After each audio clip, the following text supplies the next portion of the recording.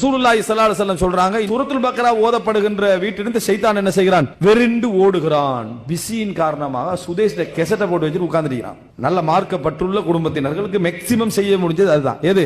சூரத்துல் ரசூல் ஸல்லல்லாஹு அலைஹி வஸல்லம் சொல்லல சூரத்துல் பக்ரா டெய்லி ஓதுங்கன்னு சொல்லி. சூரத்துல் பக்ராவை டெய்லி ஓதுங்கன்னு ரசூலுல்லாஹ் சொல்லல.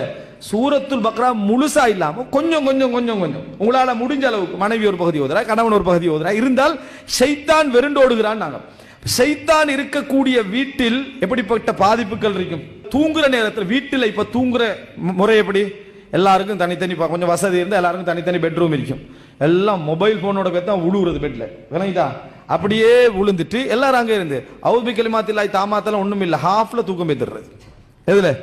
அப்படியே தூக்கம் பேத்து பாக்குறது. உமா மகன் தூக்கம், ஓகே முடிச்சு, இவ்வளவுதான். அவர் தூக்கம் இவர் எப்படி தூங்கினானா மயங்கிட்டான் எல்லாரும். இப்படித்தான் நடக்குதே தவிர யாராவது உட்கார்ந்து அவுது பி கலிமாத்தில்லாஹி தாமாத்தி மின் ஷர்ரி மா ஹலக் அப்படி என்றெல்லாம் தெரியாது. வாப்பவே எப்படி சொல்றாரு தெரியுமா? புள்ள மதுசால சொல்லி தந்த துவா ஓதிட்டு படு அப்படின்னு இவனுக்கு தெரியாது. மதுசால சொல்லி தந்த துவாவை ஓதிட்டு படுகின்றார் இவர். தெரியாத சிச்சுவேஷன் எல்லாருக்கும் தெரியாது. தாயாவது கொஞ்சம் பாடமாக்கி இருந்தாலும் இந்த தந்தைக்கு என்னது அதை பத்தி தெரியாது. என் புள்ள துவா சொல்றத பார்க்கல எனக்கு சரியான சந்தோஷமாக்கி. உனக்கு ஏன் சந்தோஷமாக்கி தெரியுமா? உனக்கு துவா தெரியாத